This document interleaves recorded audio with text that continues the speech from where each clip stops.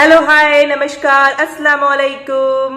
मैं तबस्सुम गुलफ्शा इंडिया से लेकर आई हूँ एक नया वीडियो, एक ताजा वीडियो जिसको सुनकर अंधभक्तों के तो होश उड़ जाएंगे। जी हाँ, अंधभक्तों को लगने वाली है, जी समझदार को इशारा काफी होता है। जी हाँ, अंधभक्तों को लगने वाली है मिर्ची। तो ये जो चलिए चलते हैं इस वीडियो की ओर। ये जो वीडियो है उद्धव ठाकरे जी का वीडियो है।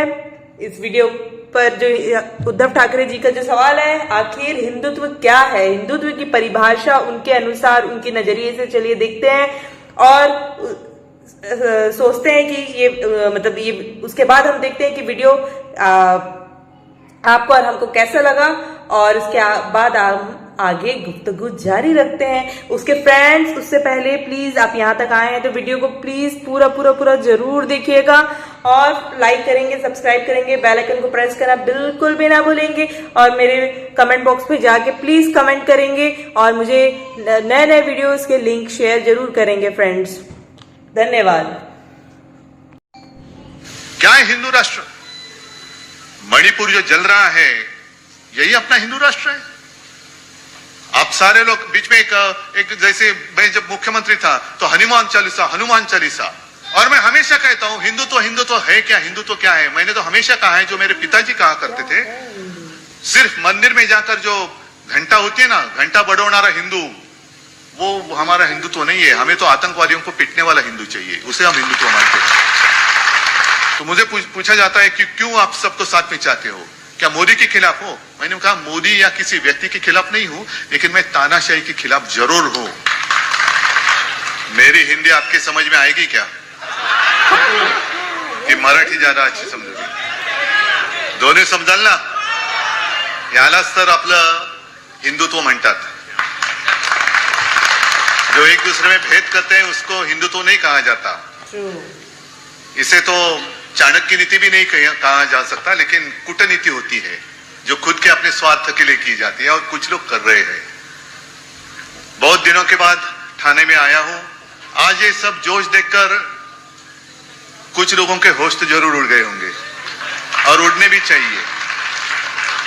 जिनको ऐसे लगता है कि मैं मतलब थाने नहीं, थाना और शिवसेना, और वो भी असली शिवसेना।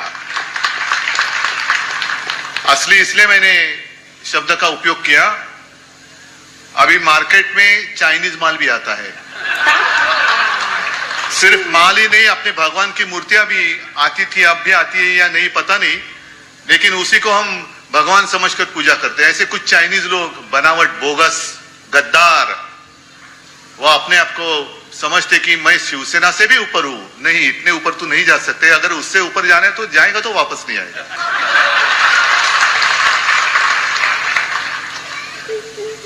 राजन और राजन के सारे साथी, आप भी मेरे सामने बैठे हैं, कट्टर शिवसैनिक है।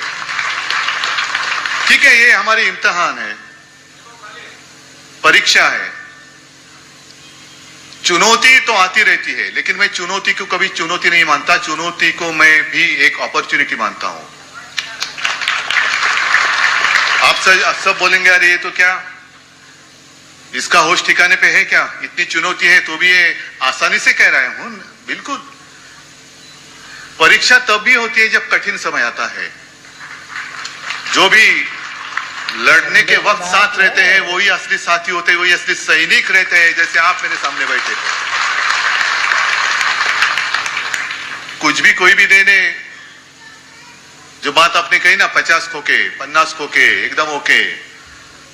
अरे जिस सरकार का जन्म ही खोके में से हुआ है तो क्या हमें न्याय दे देगी?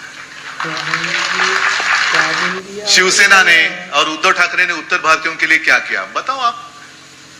अगर मैंने कुछ किया नहीं होता तो आप यहां आते क्यों? और जो भी प्रश्न या सवाल पूछने वाले हैं उसका उत्तर तो आप उत्तर भारतीय ही उसका उत्तर देंगे। मैंने कभी, मेरे भी आवाज सुनाई दी, मैंने भी मुख्यमंत्री पद की शपथ ली थी, और उसमें संविधान के आधार पर मैंने ली थी, और उसमें मैंने कहा था ये शपथ कि मैं किसी के साथ भेदभाव नहीं करूंगा, भेद नहीं करूंगा। आपस में लड़ाई क्यों करनी है? हाँ, यहां जो कुछ मैं कर सकता था कोरोना के समय में मैंने बिल्कुल किया। और इसलिए मैं हमेशा कहता हूं ये मेरा सौभाग्य है जो और किसी के नसीब में नहीं है। महाराष्ट्र की जनता मुझे अपने एक परिवार का सदस्य मानती है, मेरा सौभाग्य है। और इसमें सारे लोग आए, हिंदू तो ही है, क्या आप लोग हिंदू नहीं है? अच्छा, हिंदुत्व की बात करें तो हिंदुत्व का मतलब क्या है? क्या भाई? मैं कांग्रेस के साथ गया, हाँ गया खुलेआम गया। आधी रात में जाकर चोरी छुपे मीटिंग नहीं की। पहले एक सवाल मैं उनसे पूछना चाहता हूं कि हमें कांग्रेस के साथ जाने के लिए मजबूर किसने किया? बीजेपी के साथ तो हम थे ही 25 साल, 50 साल, 30 साल, शायद दुनिया के इतिहास में एकमेव गठबंधन होगा इतने साल से एक फेविकॉल से भी ज्यादा मजबूत से जोड़ से ज्यादा मजबूत जोड़ था हिंदुत्व के लिए। तो वो जोड़ वो किसने तोड़ा? पहले बीजेपी ने तोड़ा। और बीजेपी को ऐसे लगा था जैसे ये लोग गए ना गले में एक बेल्ट बांध के, नहीं मेरे गले में पट्टा, हाँ ऑपरेशन हुआ इसलिए वो कॉलर पहननी पड़ती है, लेकिन वैसे पट्टे बांधने वाला आज तक कोई पैदा नहीं हुआ है और ना ही होगा, क्योंकि बाला साहब का खून मेरे रग में है, रगों में खून है उनका। मैं कभी लाचार नहीं हो जाऊंगा या कभी गुलाम नहीं हो जाऊंगा। मैं झुकूंगा जरूर, लेकिन वो झुकूंगा आप सारे लोग जो मेरे हिंदू लोग हैं, सारे लोग मेरे अपने हैं, उनके सामने मैं जरूर झुकूंगा, लेकिन इनके सामने नहीं। मैं तानाशाही को कभी बर्दाश्त नहीं करूंगा। और मैं हमेशा कहता हूं हिंदुत्व है क्या, हिंदुत्व क्या है? मैंने तो हमेशा कहा है, जो मेरे पिताजी कहा करते थे, सिर्फ मंदिर में जाकर जो घंटा होती है ना, घंटा बड़ोनारा हिंदू, वो हमारा हिंदुत्व नहीं है। हमें तो आतंकवादियों को पीटने वाला हिंदू चाहिए, उसे हम हिंदुत्व मानते हैं। और ये लोग क्या करते, जैसे बीच में आप सारे लोगों को पता है, हमारी वज्रमुठ महाविकास आघाडीच्या सभा झाल्या होत्या ना आपल्या, सारे गोर गरीब लोक तिकडे आली होती, सब जाति के सब सारे लोग थे। इन लोगों ने क्या किया, जो बेवकूफ नकली हिंदू है उन्होंने क्या किया, दुसरे दिन जाकर उसमें गोमूत्र शिंपडलं। का? अपवित्र झाले, माणसासारखी माणसं जमलेली त्यांना तुम्ही अपवित्र मानता? ये कौन सा हिंदुत्व है? जो हमारा हिंदुत्व है वो हृदय में राम और हाथ में काम, ऐसा हमारा हिंदुत्व है। लेकिन इंसान में जो भेद करते हैं, पवित्र अपवित्र, इनका हिंदुत्व झूठा है और इनके हिंदुत्व का जो झूठा नकाब है वो हमें खींचना है, वो हमें आपल्याला तो मुखवटा फाडून काढायचा है। क्या है हिंदू राष्ट्र? मणिपुर जो जल रहा है यही अपना हिंदू राष्ट्र है। आप सारे लोग बीच में एक जैसे मैं जब मुख्यमंत्री था तो हनुमान चालीसा, अरे जिस हनुमान ने एक सीता के लिए पूरे लंका का दहन किया, सीता हरण हुआ इसलिए रामायण हुआ, द्रौपदी का वस्त्र हरण हो गया इसलिए महाभारत हो गया। दुख की बात तो यही है कि जब द्रौपदी का वस्त्र हो रहा था तो धृतराष्ट्र बैठे थे वहां राजा, लेकिन उनकी तो दृष्टि नहीं थी, दृष्टिहीन थी। आज की सरकार वहां जो बैठी है वो क्या धृतराष्ट्र है? अपने ही देश में मणिपुर में 2 महिलाओं के साथ जो किया गया वो तो सिर्फ वीडियो सामने आए इसलिए पता चला। वहां के मुख्यमंत्री कहते हैं ये ऐसी चीजें तो, ऐसे घटना तो बहुत हुई है। शर्म आनी चाहिए, शर्म आनी चाहिए। राष्ट्रपति महिला है, वो भी आदिवासी है, क्या कर रही है?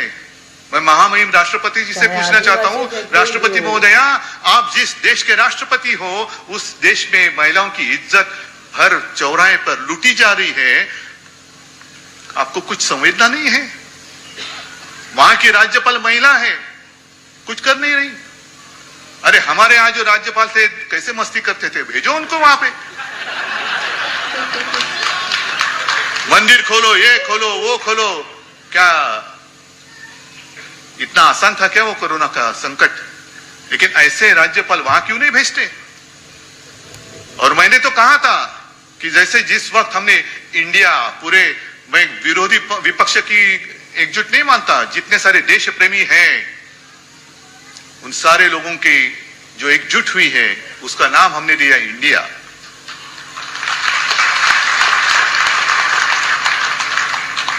तो इंडिया की भी आलोचना हमारे प्रधानमंत्री जी ने की, उसकी तुलना उन्होंने इंडियन मुजाहिदीन।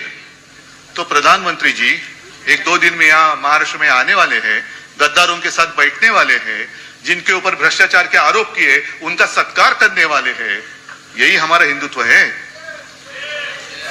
तो मैं प्रधानमंत्री जी से पूछना चाहता हूं, जब भी आप विदेश जाते हो तो प्राइम मिनिस्टर ऑफ इंडिया, एक देश की शान की बात होती है, अरे अपने देश का प्रधानमंत्री देखो, कौन है बाद में लेकिन देश का है।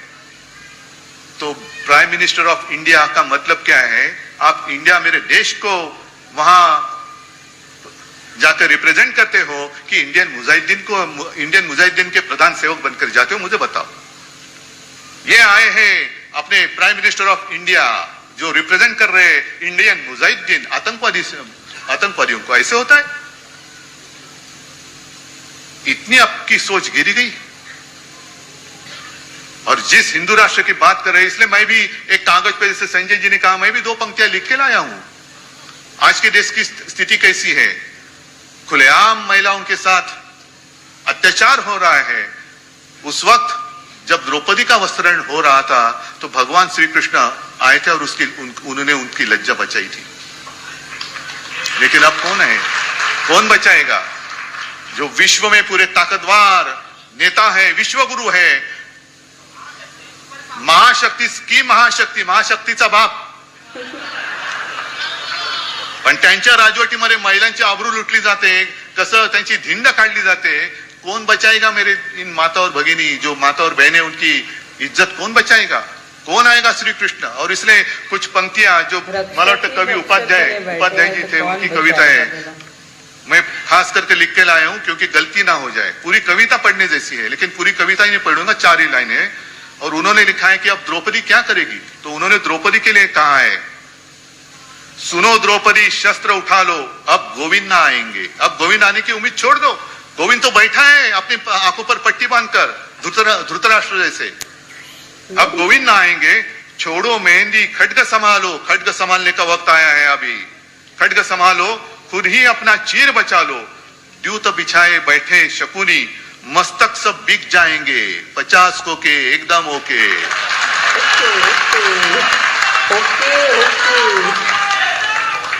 मस्तक सब बिक जाएंगे। सुनो द्रौपदी शस्त्र उठा लो, अब गोविंद ना आएंगे। क्या यही हमारा हिंदू राष्ट्र और यही हमारे हिंदू राष्ट्र की कल्पना है?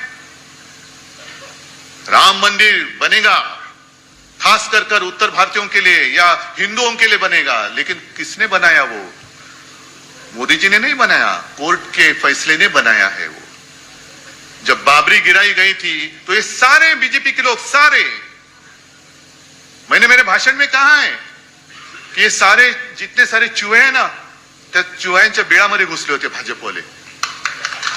सब चूहे बाहर आए थे। तो एक पत्रकार ने चूहे को पूछा, अरे क्यों भाई बाबरी गिराने में जितने आप आपके घर में नहीं, क्यों नहीं? अरे क्या करूं, वो बीजेपी वाले घुसे, बाबरी गिर गई ना, बाबरी गिराई गई तो ये सब लोग भाग गए। तेव्हा उंदराच्या बिळात लपणारे तुम्ही, जेव्हा मैं गया था वहां अयोध्या में, सारे लोग थे, राजन भी थे, संजय भी, और आप में से भी कई सारे लोग होंगे। मैं गया था, मुख्यमंत्री होने से पहले गया था, और उस वक्त मैंने मांग की थी कि एक कानून बनाओ और राम मंदिर बनाओ। एक कानून बनाओ, स्पेशल कानून बनाओ। जैसे अभी कानून उन्होंने बनाया है, दिल्ली की जितने सारे अधिकार है दिल्ली सरकार के, वो उन्होंने छीन लिए हैं। तो वैसे कानून बनाओ और राम मंदिर बनाओ। राम मंदिर के लिए कानून नहीं बनाया, जनतंत्र को खत्म करने के लिए कानून बनाया, जो अभी पारित होने जा रहा है आपके लोकसभा और राज्यसभा में मंजूर होने के लिए। तो कहां गई आपकी हिम्मत? क्यों नहीं कर रहे हिम्मत? मणिपुर भी मैंने कहा ना कि वहां शांति करनी है तो भेजो ना ईडी, इनकम टैक्स, सीबीआई को भेज दो, वापस आते ही के देखो। और शायद एक बात हो सकती है, अमित शाह जी एक बार जाके आए, दोबारा भेजो। जितने सारे वहां के जो लोग हैं दंगा फसाद करने वाले, सारे बीजेपी में ले लो, मणिपुर शांत हो जाएगा। क्यों? ये तो नीति चल रही है। जो मैंने बात की कि 2-3 दिन में 1 तारीख को शायद प्रधानमंत्री जी आ रहे हैं, मंच पे कौन होगा? फोटो देखो, एक अनोखी तस्वीर होगी। अगल बगल में कौन है? मैं भ्रष्टाचार को खत्म करूंगा। करो ना, करो। लेकिन जिनके ऊपर आपने आरोप लगाए 70,000 करोड़ के भ्रष्टाचार के, उन्हीं को लेकर आपने महाराष्ट्र की सरकार जो शिवसेना तोड़कर आपने बनाई थी, मजबूत थी, तो भी और मजबूत करने के लिए उनको तोडा. क्यों? और कोई मिला नाही आपको? और कोई मिला नाही? म्हणजे असं काय आहे का की चिखल उगवायला दुसरीकडे असला तो मळ आणि भाजपाला आला की कमळ? का कमळ फुलवायला तुम्हाला मळ लागतोय? सगळे भ्रष्टाचारी दिखा. तू भ्रष्टाचार कर रहा है, आजा आजा मेरी गाड़ी में बैठ जा. भ्रष्टाचार की गाड़ी चल रही है, तेज बुलेट ट्रेन चल रही है, भ्रष्टाचार की गाड़ी. अरे भारतीय जनता पार्टी, अब नाम लेने के लिए शर्म आनी चाहिए. ये तो भ्रष्ट जनता की पार्टी हो गई है. भ्रष्ट जनता पार्टी. क्या आपका शासन है कहां? और अभी कैसे होता है कि जब भी चुनाव आते हैं तो इनको सारे पुराने साथी याद आते हैं. जिस वक्त अपनी मीटिंग चल रही थी इंडिया की, तब उनको याद आ गया, अरे अपना भी ऐसा कुछ था ना. तो किसी ने बताया, हाँ था ना. क्या नाम था उसका? एनडीए. हाँ, तो चलो एनडीए की मीटिंग बुलाओ. एनडीए में कितने सारे लोग बैठे थे, सब आधे अधूरे. नहीं, आधे अधूरे इसलिए कहा कि मैं भी 2 मीटिंग के लिए गया था. पूरी शिवसेना मेरे साथ, मैं आज भी पूरी शिवसेना मेरे साथ ही है. लेकिन अब आप इतने ताकतवर हो गए तो भी आपको ऐसे तोड़ मरोड़ कर पार्टी मजबूत करने की क्या जरूरी है? मतलब आप में आत्मविश्वास नहीं है. आपको पता चला है कि 2024 के बाद आपकी सत्ता टिकने वाली नहीं है. मेरे जनता की जितने सारे देश प्रेमी लोग हैं वो इकट्ठा आकर, एक साथ आकर आपको सत्ता से दूर करेंगे.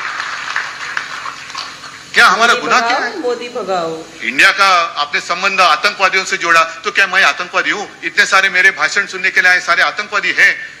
जो आपके साथ थे, ममता दीदी थी, नीतीश कुमार थे, सारे लोग क्या आतंकवादी है? आपने ऐसा कौन सा ठेका लिया है कि सिर्फ आप ही देश प्रेमी है और हम देशद्रोही?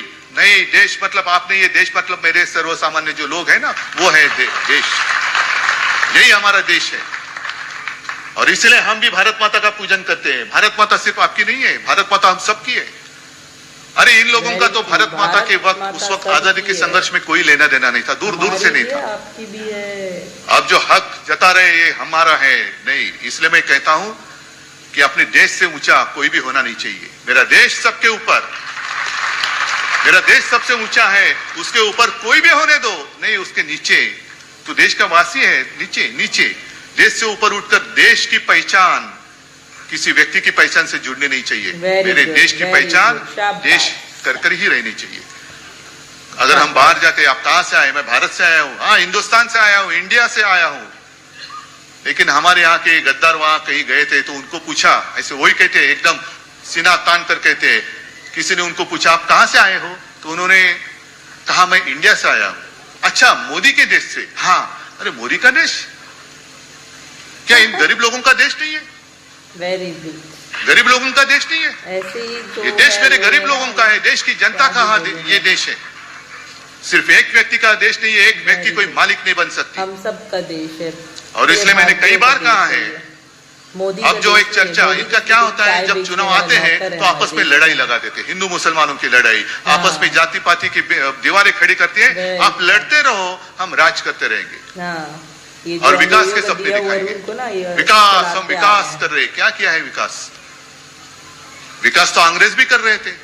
तो क्यों हमने सबने उनको क्यों भगाया? हमें विकास चाहिए लेकिन गुलामी नहीं चाहिए. हमें आजादी चाहिए. क्या है हिंदुत्व? क्या है?